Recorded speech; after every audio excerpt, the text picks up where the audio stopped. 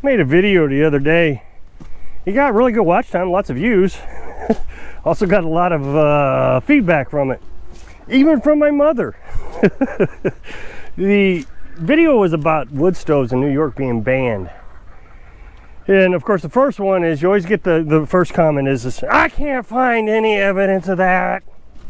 They're not banning wood stoves. If you don't think that's true, then it's fine by me. I mean, I was just throwing it out there. If you do believe me, then that video was for you, and we go and take corrective action to make sure that the law doesn't affect us. And then you get the commenters who agree with the politicians that, yeah, they need to ban wood stoves. Trees produce twice as much carbon dioxide when you burn it than when it decays because it burns so fast. And the thing is I didn't disagree that trees do produce environmental hazards, but not any more than electric or gas or anything, was my argument. And trees are renewable energy. If you're a good steward of the land, then you won't take more trees than you can replant. We've only taken 2 trees, and they were both very sickly here, and that made the forest grow better around the trees. So all the trees that we've taken is trees that people have given away. They were going to cut them down anyways, so they weren't going to let them rot. Somebody was going to get them, so we got them. So regardless of all the complaints, there is also this mindset that it's just not possible for me to do what you're suggesting. And that's, my mom was throwing this out. She says to me, son, you talk about being able to get all this free firewood, and we do, and I'll explain that before I get into mom's discussion. We got all this, all but just a little bit of it, like I said, two small trees down there of this firewood from other locations. Trees falling down, people cutting them down in their yards. What we have is an app. It's called Free Stuff. Just type in Free Stuff, and the app pops up. It's a little pink thing, and you download it, and it hooks up to Facebook Marketplace, and I think Craigslist. And if somebody says free, then it pops up, and you get hundreds of things all the time, people just giving stuff away. And in the spring and summertime, you get lots of people giving away trees. Some of them you got to cut up, some of them you got to climb up a big hill, and most of what you see in this second wall here, I had to climb this huge hill. It was terrible, but I got it. Made a lot of firewood. Now, of course, the closer these places are, the better, because the truck is just a little 4-cylinder. Now, when I say 4-cylinder, this truck has more power than a truck I had back in '96, and it was a 6-cylinder. It was a little powerful truck. I got it in 2015, Chevy Colorado. I really like this truck, and it wasn't that expensive in comparison to vehicles. I mean, I don't want to tell you how much I paid for it, but it's paid for. It's only 7 years old now. Well, it's not even 7 years old. I think next month it's 7 years old. I got it paid off within maybe a year after I got it. Now, that's a whole different subject about being debt free. But I'm telling you, having firewood is a huge savings in life. It's amazing how much firewood saves. I remember the last time I paid a heating bill for a family of 3 in an 800 square foot house, I think is what it was. It was $300 a month. And that's just, to me, a lot of money. You know, 3 times, I don't know, 4 months, that's $1,200. So you pay $1,200 for heat, or free. I'm trying to advocate that to reduce your burden on society, and to always have a safeguard from power outages or whatever. You always got the heat. And if you ever have to, and you get such a bind, you can sell some of this firewood and make a pretty good penny off of it. I think right now you can get here just across the street $150 for a truckload, I think is what he's selling it for. Last year it was $75, so it's went up double. If I looked at a truckload, that's probably from here to here. It's not much. So if you need $150 real quick, have somebody come over to your house, give you $150, and the thing is, they have to load the truck. It's a pretty good deal. So mom was saying, yeah, we keep talking about getting this free firewood, but what if a person doesn't have a truck? How are they supposed to get firewood then? And that's a good point. I think there are 2 types of people. One who find problems for every situation, and one who finds solutions for every situation. If you look at a general in the Army, there are winners and there are losers when it comes to a general. The winners see an approaching army, and they think, well, I'm going to have to do something. And so he fights, and against all odds, he fights. And he wins. That's how Patton was. He would not lose a fight. I remember one story, and I forget what the town was called, like Pemmel or something. It was in Africa.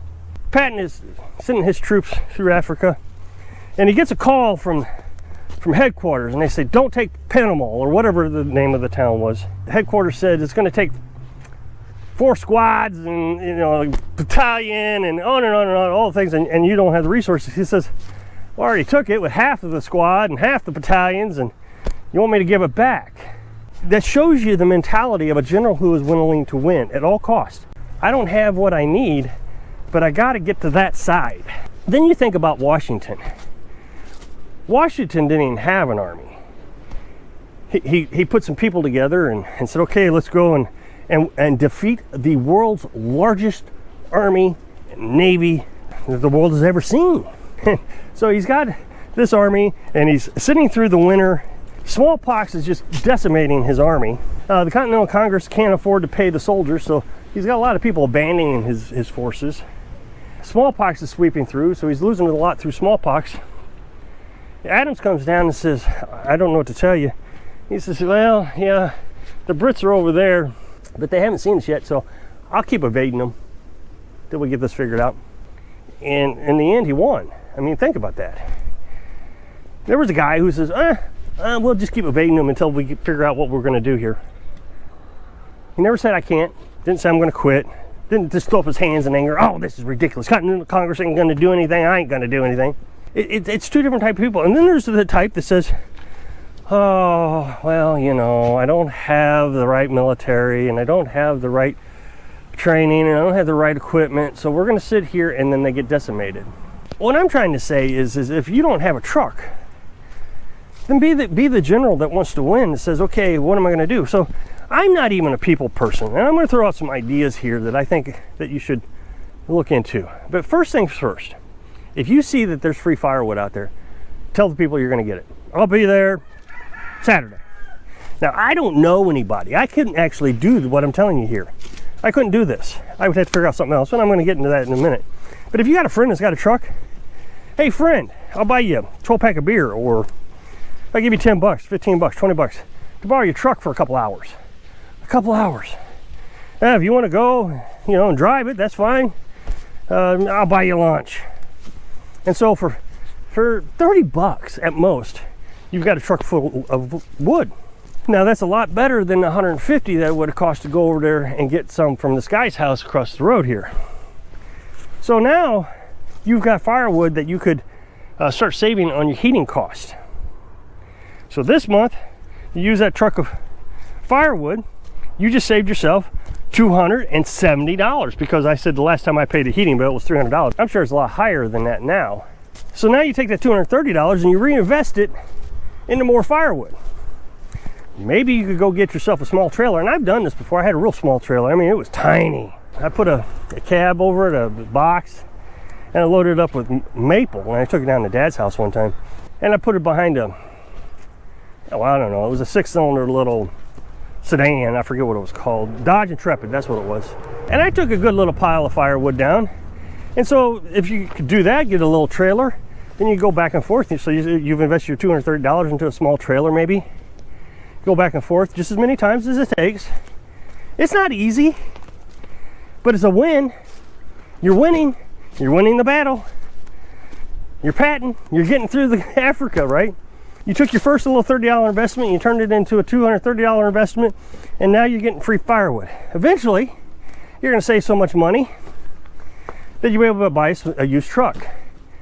And that's what I would do. I would buy a used truck, something real cheap. I know truck prices are pretty high right now. I don't know if they'll ever come back down, but it used to be you could buy a fairly decent truck. I mean, I wouldn't take it on long trips, but to go down the road, pick up a load of firewood, you could probably find a little Ranger or Chevy S10 or Chevy Colorado for even maybe a Toyota, old used one, $1,000. So, you know, within a winter, you'd have enough to buy yourself a small truck. Now you have things. You have an accumulation of things. These are assets. It's money. You got firewood that's money. You got the trailer that's money. You got the truck that's money. Now you're starting to collect things. All because you said you could do it. Now the other options are, this is probably what I would do, because I don't have friends. If I didn't have the truck, I don't know anybody. I don't hang around with people. We've talked about that before. I'm just not a people person. You could go over to U-Haul and rent a truck from them. Be careful you don't ding it up, you know, whatever the criteria is, and you can pick up a load of firewood with a U-Haul truck. I don't know how much that is, but let's say it's even $50 for an hour. You're still saving money. And eventually you're going to get to a point where you'll save enough money where you can buy yourself a vehicle. And so if you look at it like becoming debt-free, you pay off your highest interest credit card. You take all your leftover money each month and you take that and you put it into the credit card. Well, now that credit card, it gets paid for. So let's say that you were spending $100 a month on that credit card. You got it paid off. And then you go to your next highest interest credit card. Now that credit card, let's say you're paying $50 plus the $100 you already have. Now you're paying $150. So you pay that one off. Then the next credit card is $50. So now you're paying $200 for that credit card. And it exponentially starts to increase the amount of money you're focusing, and things that start paying off a lot quicker. Same thing with what I'm talking about here. The first time, it's going to be a challenge. It's going to be a challenge to get your friend to come over, get you. You're going to have to have $30 and you have to give it to him.